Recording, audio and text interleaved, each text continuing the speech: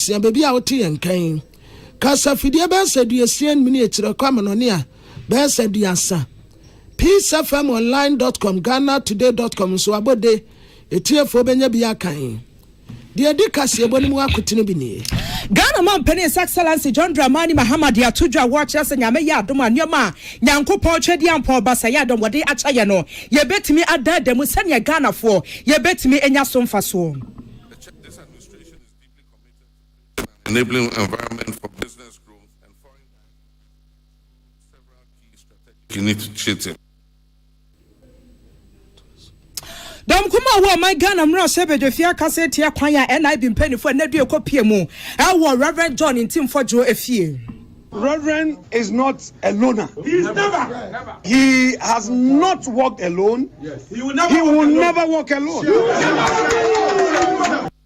Asamwa beto jase otafumra sebe jeni dia kwakwada Supreme Court ne nei court na chirechirem ya watches nyame ya adom asam no ya besa freda potene dia Ghana fo yenim ya bakwa homa no so ne pani kwanchefo di akotene awu abejoko ya wo hwe nuane kuya wonsam so akwakodi nkomo ne nyina da ekoko honsam Ghana 8 Commission penny for dia to jase galamsenti wodi wani chemo Western Region se ne HIV/AIDS ya dia nebusia ya se ejina na so pemepa sex workers and the extractive industry that is booming here, especially the galamseys. So we need to focus our response here.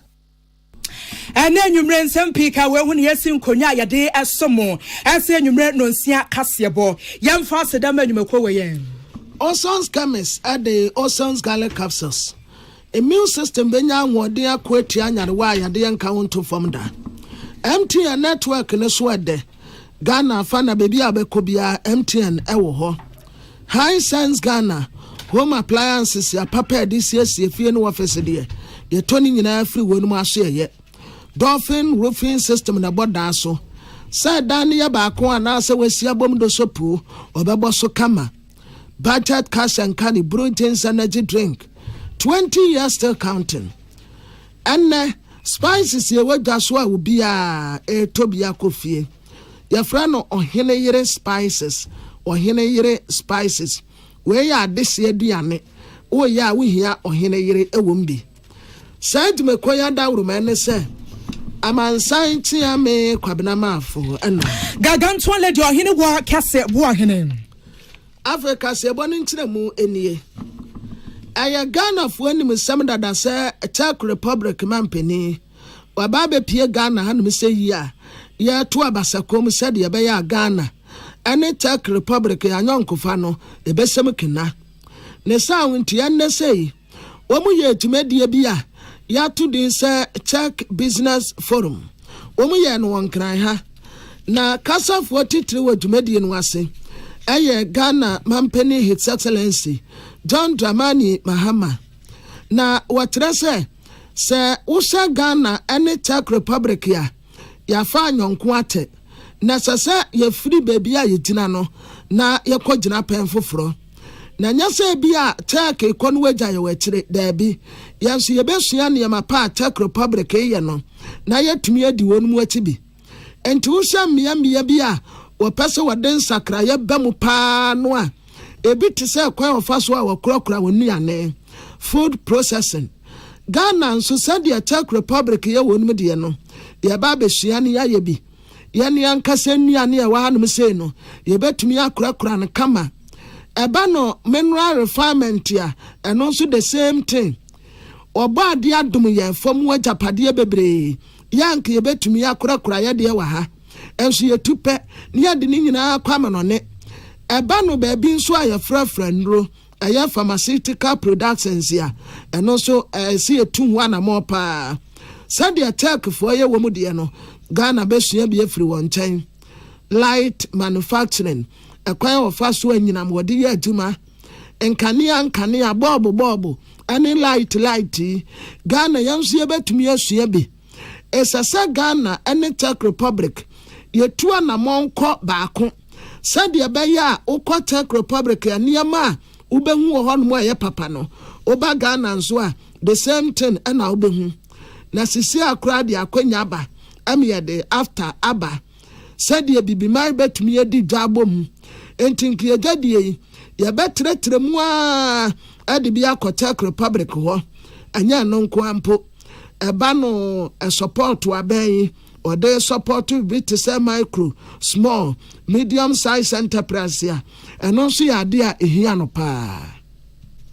This administration is deeply committed to creating an enabling environment for business growth and foreign direct investment through several key strategic initiatives. Firstly, we're intensely focused on ascending the global value chain by transforming our rich raw materials endowment into high-value finished and semi-finished products. The Czech Republic's renowned industrial expertise and technological capabilities can be invaluable in this transformation, particularly in specialized areas such as food processing, mineral refining, pharmaceutical production, and light manufacturing. Secondly, we are actively promoting and diversifying our non-traditional exports to strengthen our economic resilience. Czech businesses can form strategic partnerships with Ghanaian enterprises to access not only our domestic market, but also leverage Ghana's privileged position to reach the broader African market through the opportunities presented under the African Continental Free Trade Area. We're making substantial investments in transportation networks and digital connectivity infrastructure to enhance Ghana's competitiveness in the global economy. The Czech Republic's extensive experience in these critical areas, especially in efficient urban mass transport systems and state-of-the-art digital infrastructure, presents golden opportunities for mutually beneficial collaboration and knowledge exchange. Dear Yate say Okase Yagana Mampeni His Excellency John Dramani Mahama Yenya Salamati Kuku Pinto. Ya to akase ebweso de ani kiremu awo ansamfo from na dua na beto ja ese and I been penny for kopiem was spenters wo mokoya MPP mra so bedwani ya wogina hode ma de hia wo asen South Abato ampesua so Reverend John Intimfo John wo mokoyere no adane a wo mu kiremu ese na nsentem ne simo de beto dwane pani bra na beya no be kiremu ne wo se wiemhye na sama wo ka ne kwa so ano no dance wo mo ka ho asem besi ne no Reverend what one ma de bia da kirese wo mfa boga nya soan ade se nyina press conference no gusu awofre enti na bi mpanifo ne kire so de ba ya ba no ka ya ba beto nsa de afro sane be ya wo betimi ayi nsemfo ahodo bi anom be se sima be se aduasa ntam de na kire se MPP amanyoko support se dom kuma ba no defo na afeso wane a edi akotene ewo MPP amanyoko makopiem woni fiem ewo spenters once more de to dwane se anya de akwa bia so ma ho kwan ma Reverend John Intimfo jo na bi mpanifo atimi aso ne page kwa bia so enti ene wo hwe video ni bi pa de bon se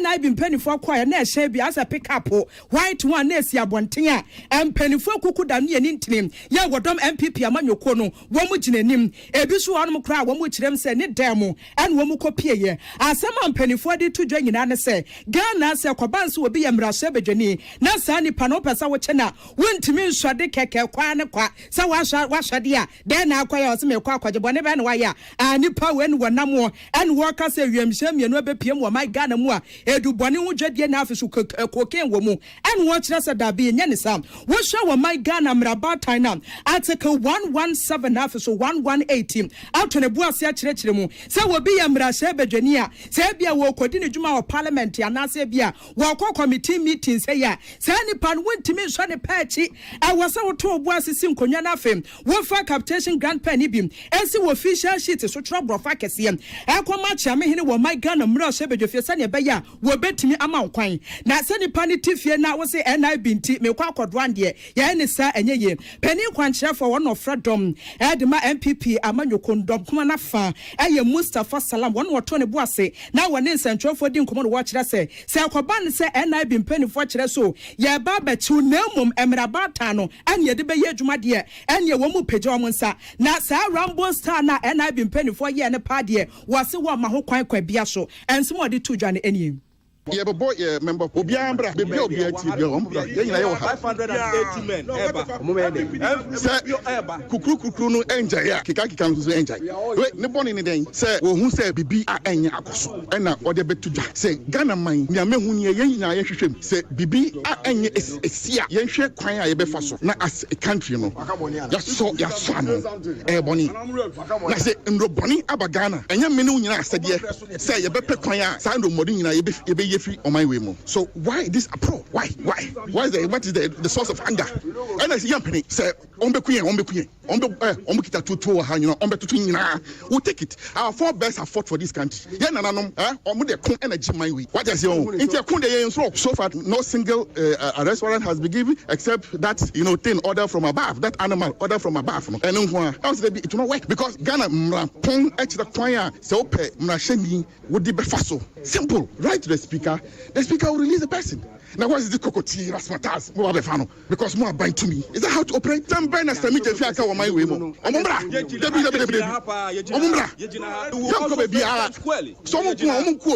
Yes, one person will not die. If they're killing, let them kill everybody. One for all for one. That is it. Because this is a stink on democracy.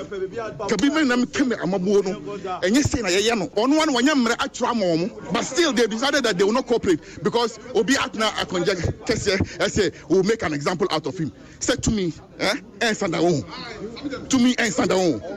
those in the business of this nonsense, someone trainer to me, and they say my they abide the bottle and one I Anya ekwotie wano ye National Youth Organizer Adama MPP Amanyoko Mustafa Salam ana de buafu adwala pa wo guso ade ne nsem wode tudwa na kane wo soafo ane wo hwabambo mu nsem wo mai Ghana mu eye Dominic Niti wo nsem wode tudwa ne se wonte ase senti Ghana man pani pa His Excellency John Dramani Mama Sabi suban bi atisei obeda ne diem wase kanka bi amemu de emwa Ghana. Just like what the speaker has always said, you get in touch with the speaker, he will release the person, and the person will go. To have 20, 30 security people, and they're all around like that. We, first of all, decided to come and see whether it is actually true that these things were happening maybe in the 80s and 70s, but not now. I will not allow that people will barge into somebody's house, use a Rambo style to arrest the person. In those days, I will not allow. If it came to my attention, I would never have allowed. It doesn't matter who the person is. I will never have allowed that type of thing. And I want to verify that if it came to my attention that people march onto somebody's house, we would never have allowed, the government would allow such a thing to happen. This is not how we go about it. For Parliament or any other person, once we invite him, you come and inform him. The police will come. If you have committed a crime, they will tell you what it is and tell you that you are under arrest and for this reason. And if they will tell you that, look, whatever you say will be used in the court of law against you. But there are standard procedures for arresting MPs nowadays. It's not law, but there are conventions that we created them. So you write to the speaker or through leadership, and they always come. There are several MPs that have been invited, and they all honored it. Several MPs from our side. Of course, the NDC has not invited any MP from their side, but I can tell you there are several MPs that have been invited. They all honored it. This will not be a new thing. Yeah, what we don't want to see is what is happening. It's giving a bad name to the government and to the country. It's not good. We hand it over peacefully. Ania yokote kane wo soafo ya no wo hwabambo mu nsem wo mai Ghana me yewura Dominic Niti wu na anu si na dom kuma ba no dani Alexander Kwame na panyo makin wo kasa na wo kyerese wo no se de wo no wedi legal team na nemu na ne wo kan nyina ne se kroma se yademra na yede yedwuma enti we se na nka koba na nka NI before matron krata Reverend John intim fodwo ya na ye to nsa frɛ wo se na bra na beyi nsemfo bia no a ka we ni se no kra de wo mote wo kra na ja wo be pampam so won kona pass ye ba na yede Rambo Star and ye did one page de wo kyerɛ mu a wo ma ho kwan na wo kyena so kra sa ka ho bi. Reverend is not a loner. He's never. He has not walked alone. Yes. He will never walk alone. A ranking member, of course. As a caucus, we have our various committee heads, and he is the leader of the Defense and Interior Committee of our caucus, and he speaks for the caucus, and he expresses the views of the caucus. So nobody should make any attempt to single him out and try to come here, intimidate him. He walks through this unfortunate valley of the shadow of death, but he will fear no evil. Because he walks with his God and the strength of the mighty 88 behind him. So please, government officials, enough is enough. Enough is enough. Stop it. Let's engage. We are political actors. Let's assure the people that we are ready to uphold the promises of the Constitution and democracy. This must stop. Ania yekotie wano ye damkuma ba no dani wa my Ghana mra se bedofie Alexander Kwame na panyo ma kene sam anononti ebeto dwa se na wie de na bi mpanifo na afes wane a eye legal team edema reverend wo mu hia di nkomo kakra kirei wo mu ntimi ankyene ntuno wo mu gya ho ekoye ntisa na nsem no esitie ti wane a ne woguso a wo kasa na reverend ya kyene no wo se nye sa ene tie William Gento ne boaboa sansem wo ya no a wo de esomoye na yakopie mu a reverend na batom pesuaso asin south abatom pesuaso won fifi mantemo ene ne ade hye ne di nkomo ne yebisa nse ne amu MP wadi to dwani o se Ghana se wiemhye mienu aba ya chense eba no cocaine de ne dosopo no ebiemu ase woni sisi e ka kire wo mu yi anu se no wo se wo de wo betu ne fo ba ko a wo ka ne se we kura de se ne wa nyame ni pei nya afi ne ya ba betu fo ka wono ansori anopa nware kama nkopie mu wo na bi mpanifo nchen na won fa nchechemu esi ase enkoma mpanifo Mama say, yeah, someone to for your can. Someone walk as a weird to show no one to show I didn't move much. I'm watching your question. Yet to a man, my name of question, so we know I can't. Yes, I says, you show.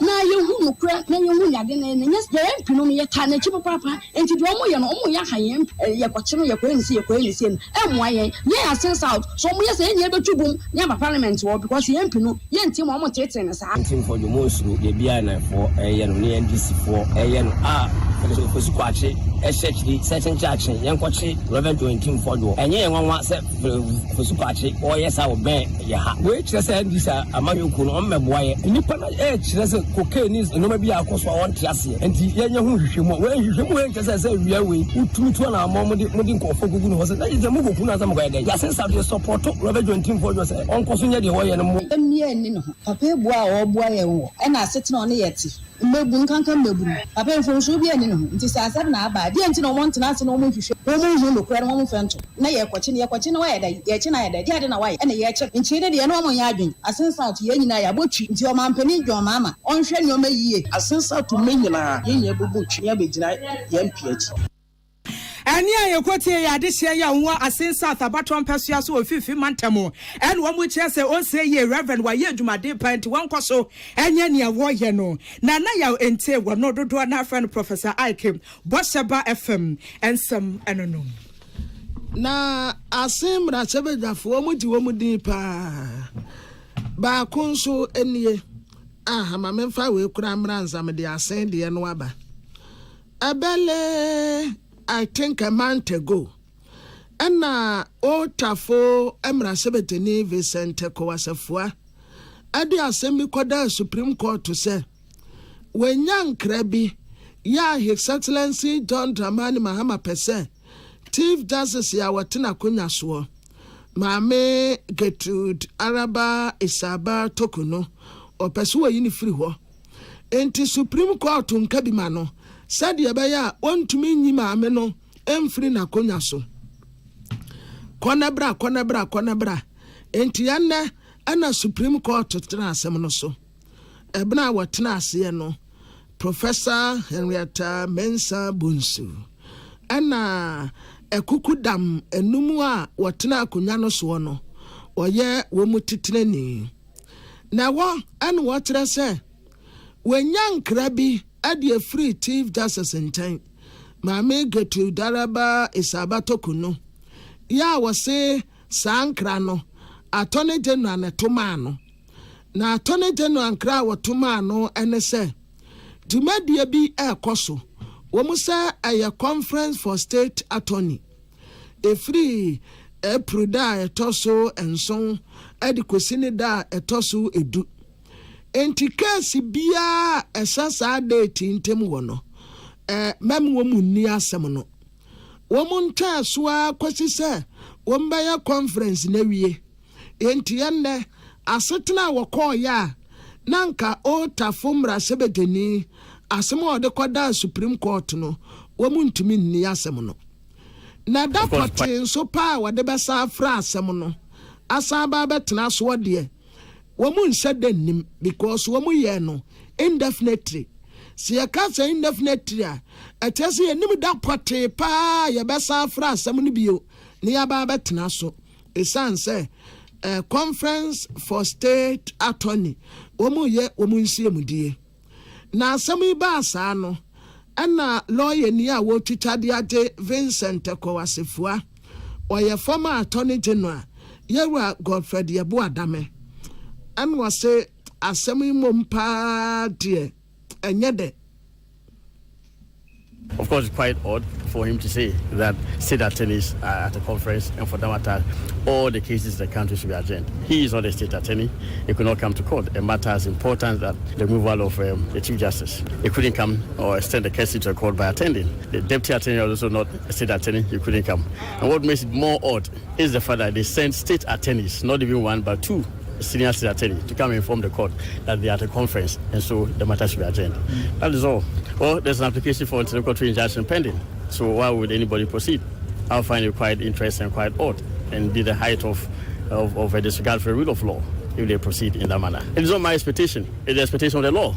The law expects that such regard for due process be observed. And so it will be actually a confirmation of their disregard for the rule of law. Dear Yate say Okase ye former Attorney General Godfred Yebo Adame na atapa bem say 2022 ho ana James Jetikwesin oye asen no from Rasebedeni womo de sobuo bi ebo no na sobuo a womo de bo no womo say alleged forgery of passport or travel certificate.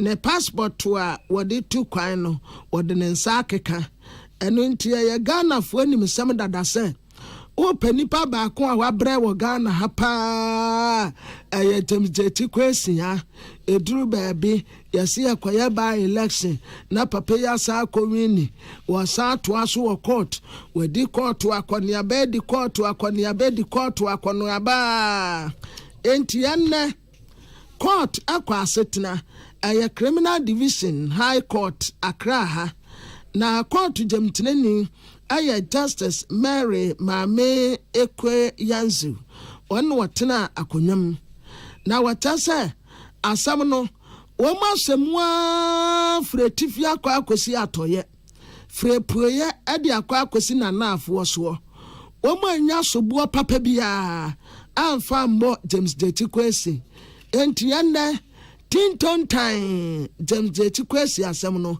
ya tem ya discharge no onkofie na onkonkobo na mpesi ndi enti court so aye acquitted and discharged na bra wo mu wie saa no James Jetikwesin obrafo say no kai. It's almost expected because you see when a man is innocent, no matter what you do, it will be pronounced at some later date. They were for persecution. They were trying to prosecute. But this is a court of law. Difference between prosecution and persecution. I'm very proud that our Lady Justice, Mary, was going to tell her in the courtroom, but I mean, the rules doesn't allow that. I was going to tell her she's a very decent human being. Thanks to God, thanks to all these people behind me, family, friends, my dear sister here, Member of Parliament. We are in this together, and I think this is a day for our sin not. Justice for our sin not and justice for God. It's not about me.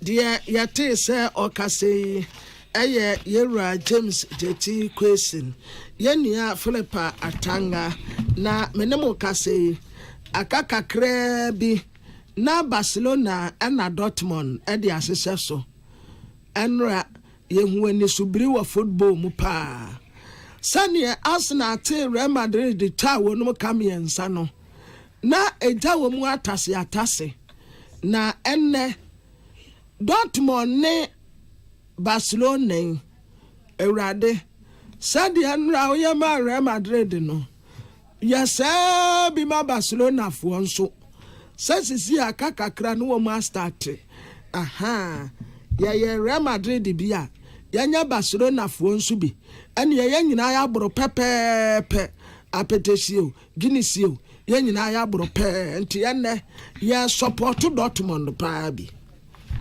Yeah, to a cassia way as so. And Rosetta Virginia, which in a horde mad shall boko central battle and Pesiaso. Was sounds a majority leader were my gun and Ross but if you mamma Yarga and what in Crata tente where they appear a Montanaso. Nedia Walker and him.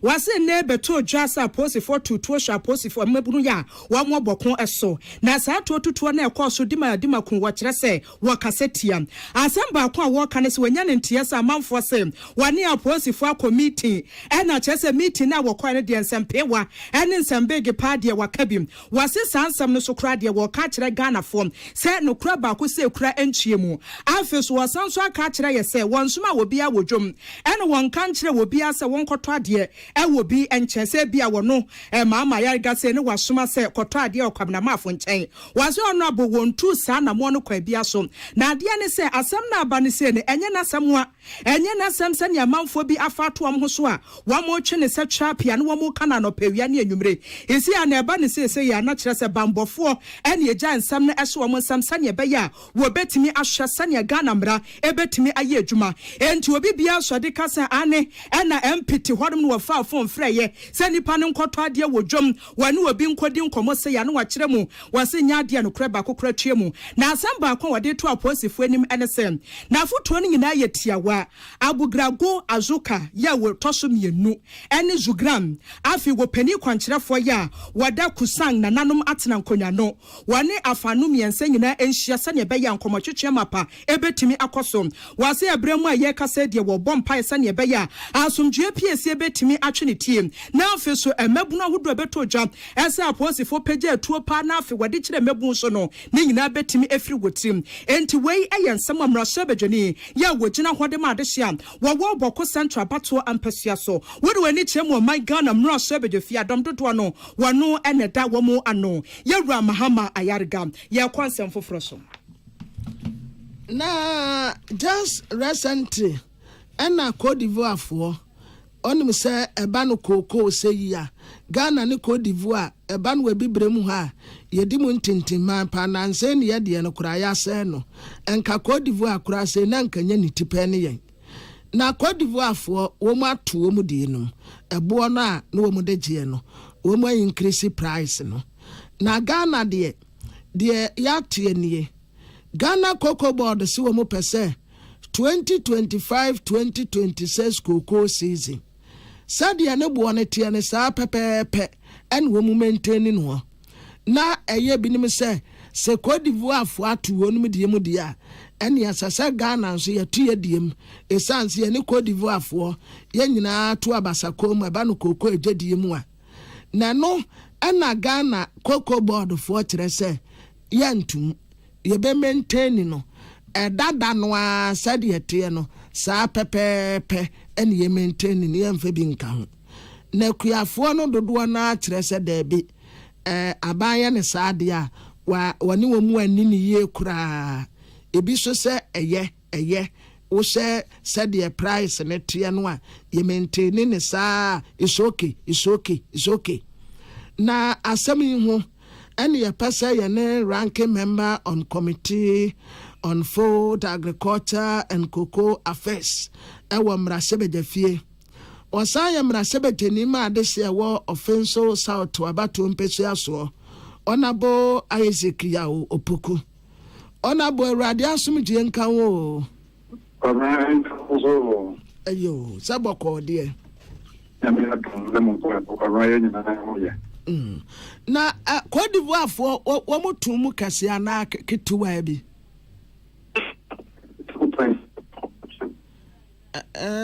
Yeah, one of and common word the say na dinaye kakra me.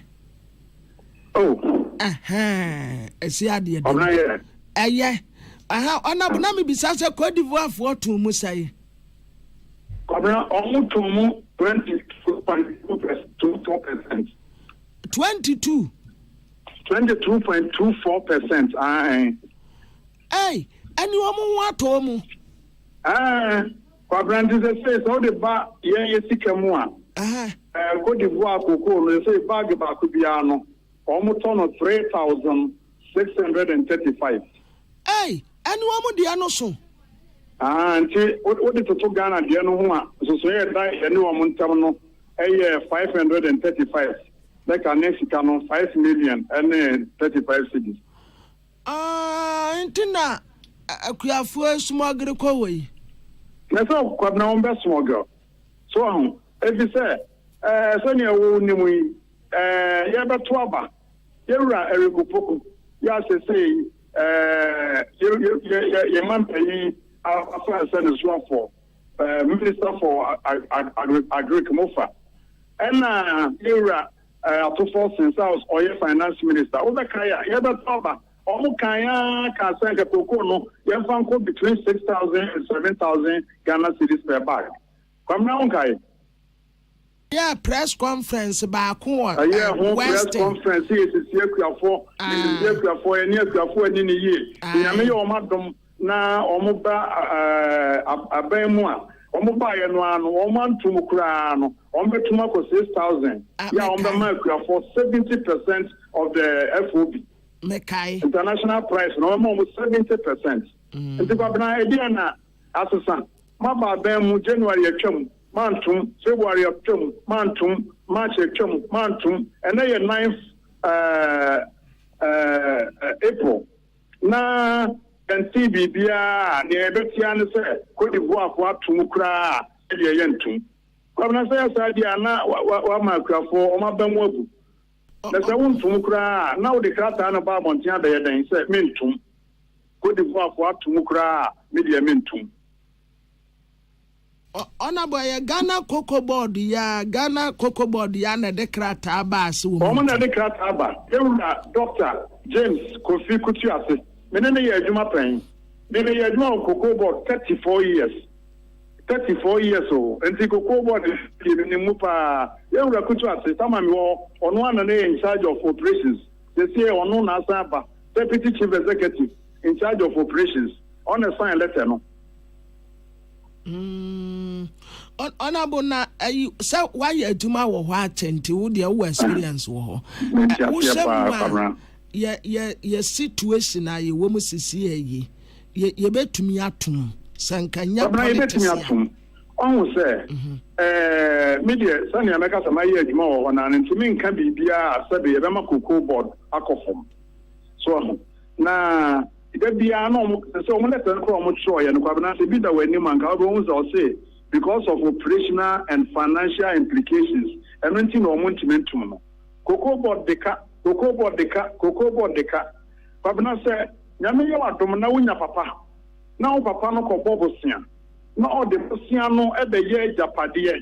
Now Oba. Sabi o mono sopo enka sem papa eboka the papa koboka the papa kwaje kusia na mo japade o de yema woni de onka wasam Cocoa Board for someone MPP ba ban mo no 2017 no na survey a omo ye efa cocoa swelling shoot virus disease near friend cocoa so sambro no na ye cocoa no emu 3,000 315,000, 315,000, and I'm not yet affected. 315,000, oh, and see, I'm not a cocoa, not a bunukra. And now call Western North, Wabnabia, what walk a cra. Western North no more produce 40% of our cocoa, and the Western North cocoa, Ayabasa. And no more Mokaji Bosnia, here they rehabilitated cocoa, no. So, and see. Western North from Guana 214,000 hectares and then they are affected. And then almost 70,000 the woman dia cocoa na ba eso. Babna me no ka say asat February na cocoa board for atom yes sika for Bank of Ghana no is in excess of $2 billion. It came $2 billion so. But now multiply current rate of 16 cedis to $1. We in excess of 30 billion. So, and see a car, we have the capacity to repay. You better make a car, and younger say the phone. So, and this is a yes, etiquette. Adena, yentimi, entria, a forecast. Sabbath 6,000 Mokaya, and Mahulu said, it be a way in Mukakra. Cote d'Ivoire, the Omodia for 3,635. ade na montum na ni Cote d'Ivoire de no kra no enye pe anye yi kra no montum na enye pe enye sa ekoko ni nyina ebekọ ye koko e asmogi bi Cote d'Ivoire ye di bi ko Togo Burkina Faso nyina ene ye di bi ko ebi se obi de ko no obenya mfaso nko ade a ode bekọ na my issue letter say ye de ye ntum omo letter omo ye o say cocoa price adjustment na kwabena say mo am headline na say media news na maka say cocoa price adjustment some de minimum na say ye betu cocoa mo na at least ye da adjust the price no mo say ye ntum ndi kwabena me hu ye me yam sheme pa na akuafo so ya pa na bo we de menim wa de but ebem say akuafo na ani anje da bi kwabena omani abere no omani beje sani american say ye kasai and na me ne wo kasai say wo gugura wo be hu cocoa price $9,238.66 and they are me ne wo kasai yo wo gugura wo be hu say $9,238.66 and so all the time say and the current rate of 16 year wo be nya 147,808 per ton. Now they divide it by 16. Once a ton be 16 bucks and a 1 ton. And don't divide it by 16 we be 6,467 only divided by 70% never amount 103,472. 70% na irrecoverable and you because of Bitriano. Amount 103,491. So now with the 16 bucks, look at Chimua, we bring 6,467 Ghana cedis. In Tianya Ukranka, 70% maybe, I think in excess of 6,000 cedis per bag. Now, you see, you are buying at the 3,100 MPP are buying. Now, when you issue letter, say, could you have one to cry, get the yentum? I'm not saying you could, I be boom at them.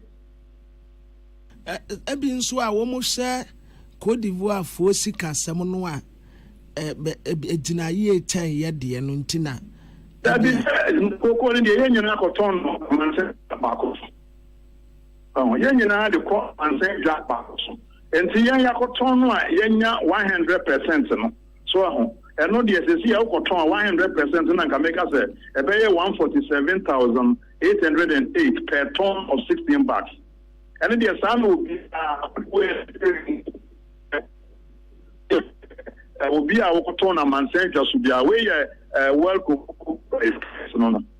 So I'm just on a good for so and I say ya boko no ehobra na krani no a no produce ni cocoa no ya man 70% send ya euro erikopoku kan ya no ona bo ya ba tu aba already e di ma wo mu ya not just a 35% bra ona bo ya ba tu aba no metesi wo mu se MPP magu cocoa no kra magu no cocoa ni de agu kwamne cocoa no almost agu no. Then I make us my age more 34 years. Ya nanko unya adaje no se bi omo obeka se go no obusa omo se kono ne hine fa na aguo I said hine fa na aguo ono ba ben mo 2013 2014 2015 2016 sa koko sa sample make no o jam akuafo 2013 2014 2015 2016 omo akuafo say to me ena kokosa sampro no so no ntumi ka say akuafo no anye wo de send ya tia no ese u treat no en block u cha bia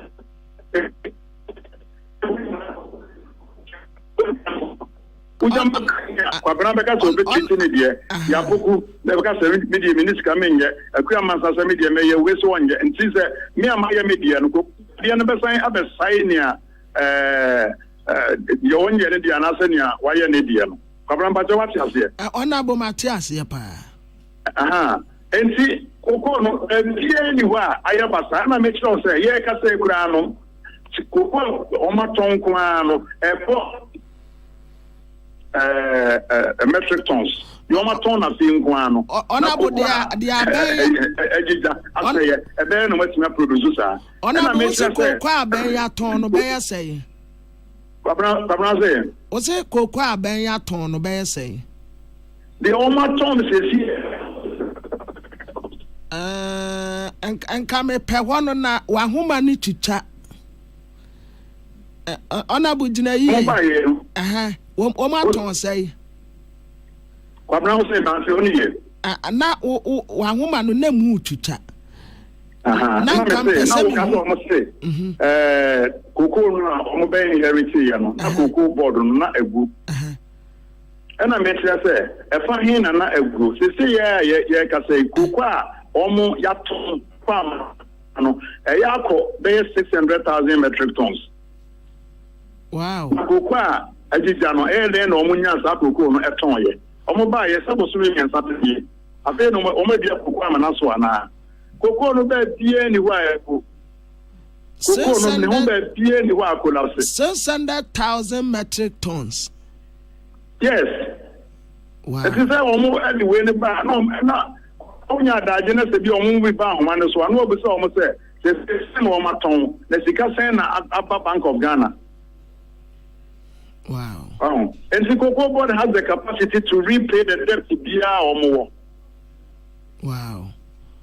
Honorable Yadasi, Edasi Pani, Adaja. I could my investment, I'm about to do, or I'm at church the Muyipa. Honorable Yahiapa, Radia, I'm at church the Muyipa, and there be Ambatons after me, Madaroma.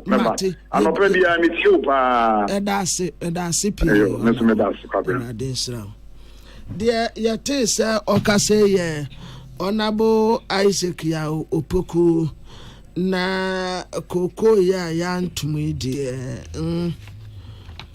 isi abra red kura obede na ye die ya chese di odema ya lasi anana odeba sa ko ebo dada na se we kura de omo akanti si ano okoton a na wonim se dada na okoje ti ebia na ehihye egu akwan so a ye hwe se nyame ya adomu a ebia second quarter no ya jonsi ya je aye de ka western fo no mikrom fo no yese ne ni da so pa se pata mekuafo but am fa ma ye de na eze fa ko dodam te no ananke ye de ko kabronsi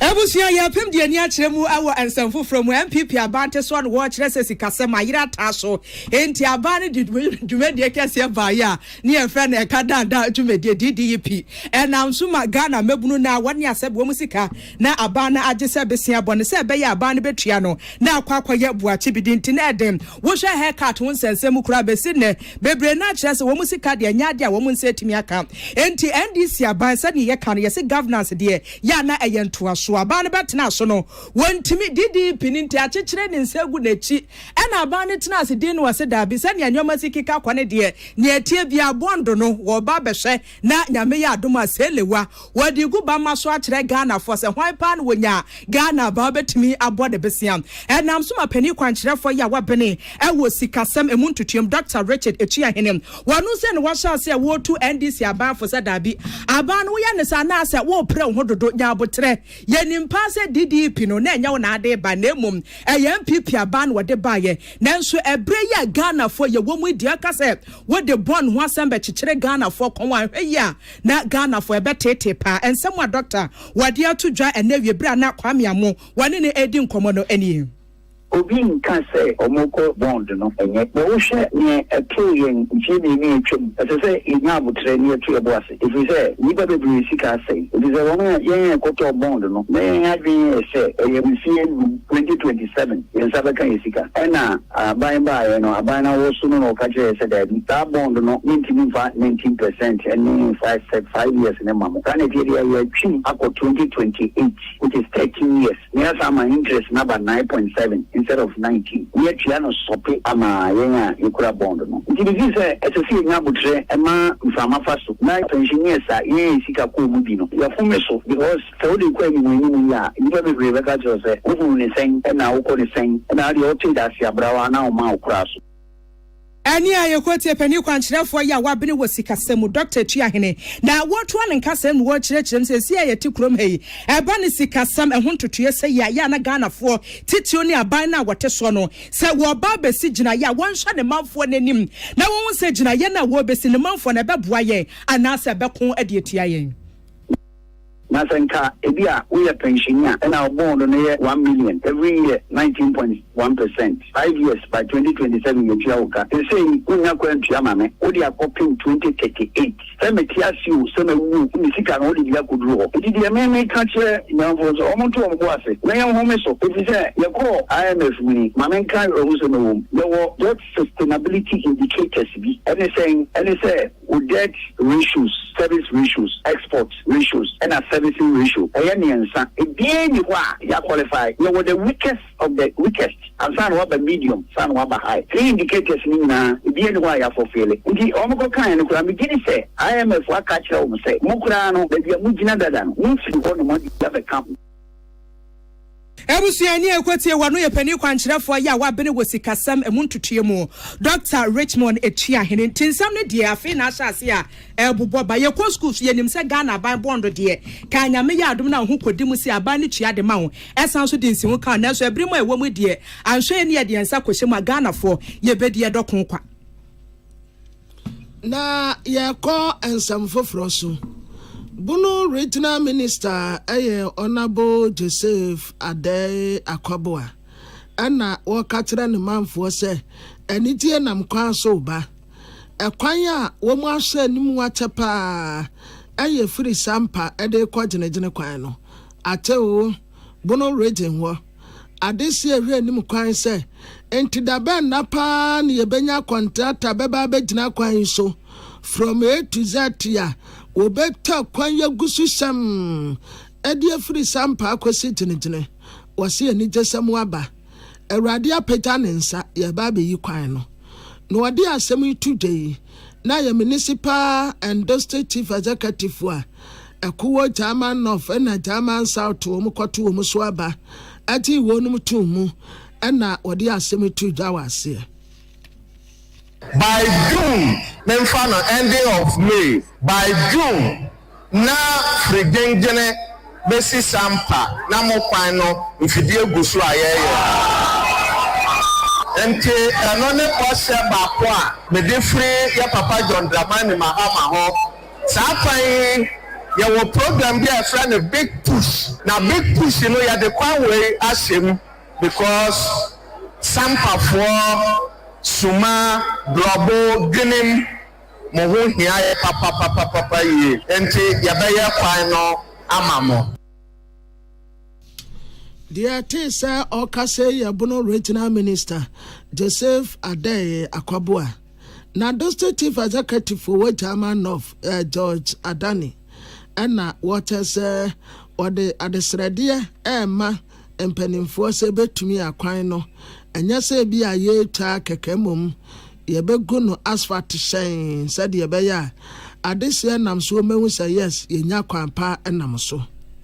Then as free sampa about drobo about just 40 kilometers. You will use more than 2 hours. Your best you will alone. Say, but the aswabe perform sana kwa no ne contract. Your best on concrete but the money mu ye say beya kwa no ni jubadie no be shase and money mu ye. Na say be ka shene ni mu ye say kwa no ye de caterpillar si sonde ye de quota to sonde na MPP for adwuma abawie. Enti your best say ono eno ye German of ye how pa e besre ye wura ne se onyeme dear yate say okase ye German North District Chief Executive George Adani yenia William Atta UTV Bono Regional Correspondent na oto yankre na yada so awo aban kratin penimfo ne nsemu NDC constituency executives ya watanon of abatu mpesi aso ana womutre se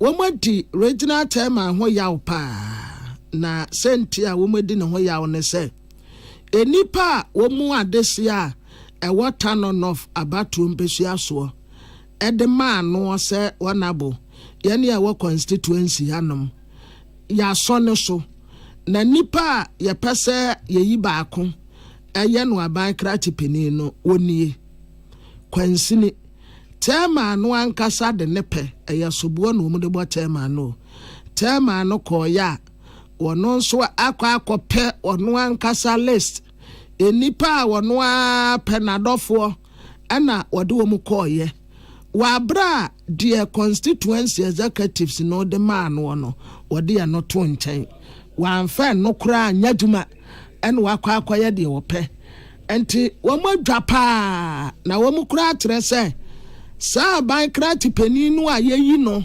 sɛ wɔno ɛna ɔmɛyɛ municipal chief executive ɛwɔ mpotem hɔ no wɔn tam asɛm no kora de akɔkɔɔt wɔn de nyanse ɛbɛkɔ akɔto so sɛdeɛ ɛbɛyɛ a obiara mpo ɛntumi mmegyina hɔ mɛyɛ yɛkɔto aba akɔyi aba krati panin ɛsiane sɛ wɔn chairman no wɔti wɔn mu hwamɔ paa na nanke yɛpɛ NDC constituency chairman yɛ a wɔwɔ Tanon of Owura Alfred Agama na yɛne no akasa bat yɛnsanka no.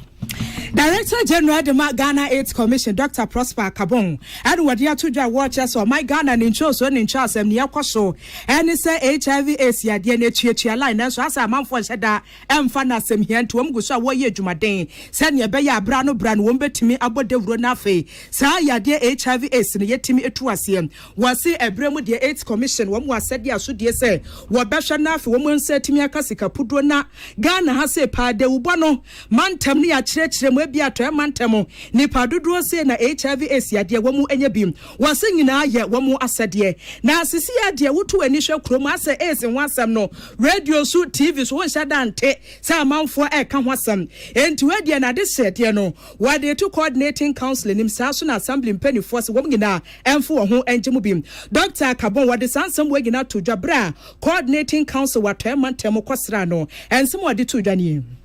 The national prevalence of HIV is 1.53% as at our 2023 data. In fact, in the next few weeks, we will be generating the data for 2024. We may just see marginal benefits in our response, but of course, we don't want marginal. We want substantial gains in our response, and that's why we want to intensify our activities, especially in your region as well. But for your region, the prevalence is 1.82. That is slightly above the national prevalence, which means that there's some more work to be done here. And in fact, your region and 4 other regions are the drivers of the national prevalence. And we can all understand the statistics that's going on here. The migrant population that is coming, people are coming as sex workers, and the extractive industry that is booming here, especially the galamseys. So we need to focus our response here. Ebusiani ekwotie wanu ye Director General de Ghana AIDS Commission Dr. Prosper Akabon and some anonymiko manka bi ha dwenem enti atoyamantemu soafo Joseph Nelson Kasai ne dia wodi to dwane se ha ne papa pasa atoyamantemu da bia da osode news ya wote ya se adehie bi anya bi wahye bose ne atie bi obeye dwumaden se ne beya HIV/AIDS yade no entretre. Western region, I think it's scary. Well, you may say that somebody will say that, oh, but it's not too high, but it is. I mean, if it is above the national average, then it must be a matter of concern for all of us. And so I'm happy that you have come and you have indicated, some of the engagement that you are going to have, so that, I mean, all the stakeholders are brought into the loop. We're able to focus on the key things that, all of us need to do to ensure that we retrace our steps, onto that path that will lead us to some progress, meaningful progress in that regard.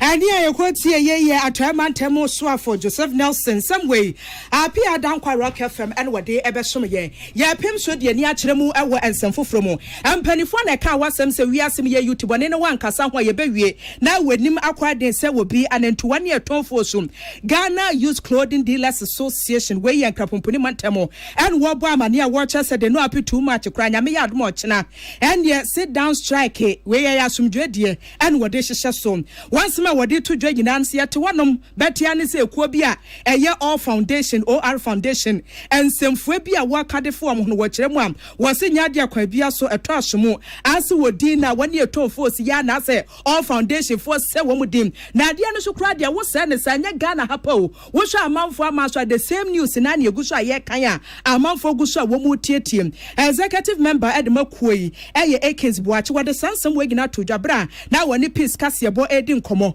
and was a bra all foundation for Shasia, what to one man woman destroy be the aba, now if you try and I say a good woman you must say.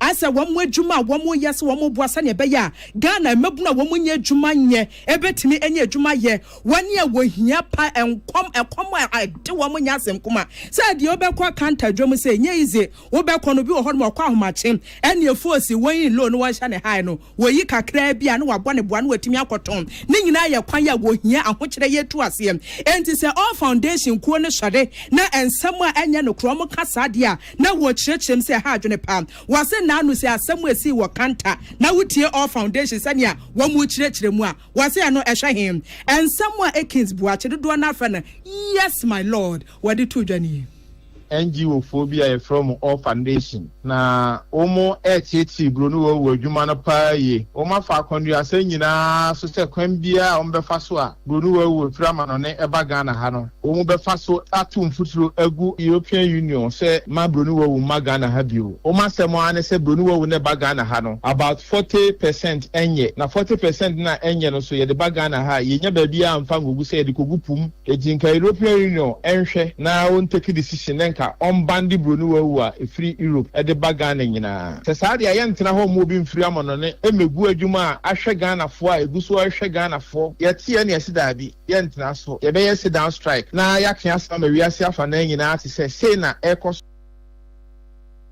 Ebusia ye kwotie ye Akins buache dodo na friend yes my lord sani assembly city asisi ade krom ha say force kura pant ne eba be sha all foundation for e twamfoni fufuro bi fa wonti Ghana for ma no ye kwose Brazil yi nufo pioto ne ye kwakoto na afa ye dwene ho sa anya bia ye be yare ana openini de say e de aka ho all foundation for no mko amanone a esono nsema wo mko ka wo ho but wo ba Ghana ha so a esono de wo mka wo ha Ghana ha ndo ma balance han bofo ya wo ba bebo nipa but wo mko amanone a esono nsema wo mka na wo ho ye ne mpanimfo na hia me no ka se kura no ya hia ya egusu a ye di nkuntu afo ye pese mpanimfo na wo de de dwana no etie ye nsem na ye kana se ne mo wenko ye se sirimuka se de be ya wo mo nso so all foundation for no so ema enema enyi nsemu anase enema ensei eno ntiri nyame ya adom ochina ye de yakode nyina egu fom se ye adwuma ani ayokote pani kwankyerɛ for 1 year tonfo so my Ghana way executive member Akins buache dodo na fa yes my lord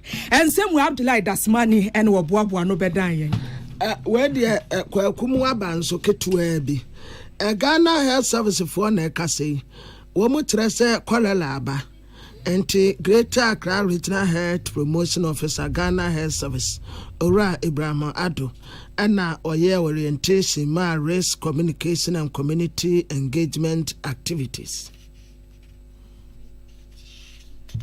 Ishimu Ghana Health Service na boafo omone media personnel how media houses is some reporting during outbreaks, so responsible reportage during outbreaks with the media houses. Cholera yare no yare bia yenya free se yendi ehuni e bia ye nom nsu a ehonte cholera mo aye bacteria ne bi wom anase obi eja ne nan na wansana kosi so ma be si nsu aduane so na wadi it is obi enya cholera yare na die eyoti ni se onia no o start se ne hunsuo esa because oja ne nan no na ofe se otu na mountain na okọ apomuden ekrabia na hospital because otena si cha ne hunsuo besan na mo hunsuo san na oni padua no so eye mre esa wanhwe ya na oni akro no wahwe ne nkwa dia te se okase ye Ura Ibrahim Ado na Greater Accra Regional Health Promotion Officer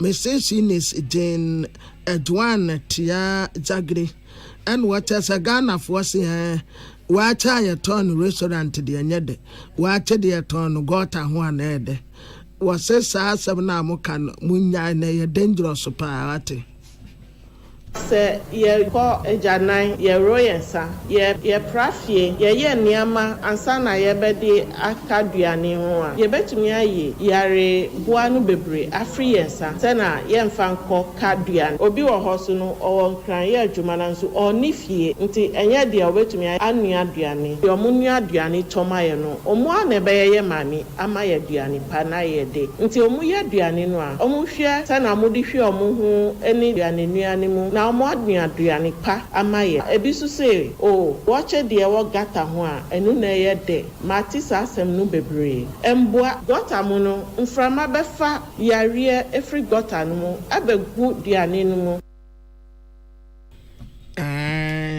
deɛ yɛte sɛ ɔkase yɛ Mrs. Eunice Tuan Tia Zagre ɔyɛ Greater Accra Regional Health Promotion Officer ɔna yɛte ne kase ɛbɔwudiɛ Ebusia ye gyina weso na yetwa ye ho ana ye ntwa ho bi kwaku mu agye wo mu akonwa enti gaganto lady ohene wa kase bo ahene mene amansan ti ame kwabena mafo kwaku sɛ Dortmund bɛsɛ basa wo Davi amasusa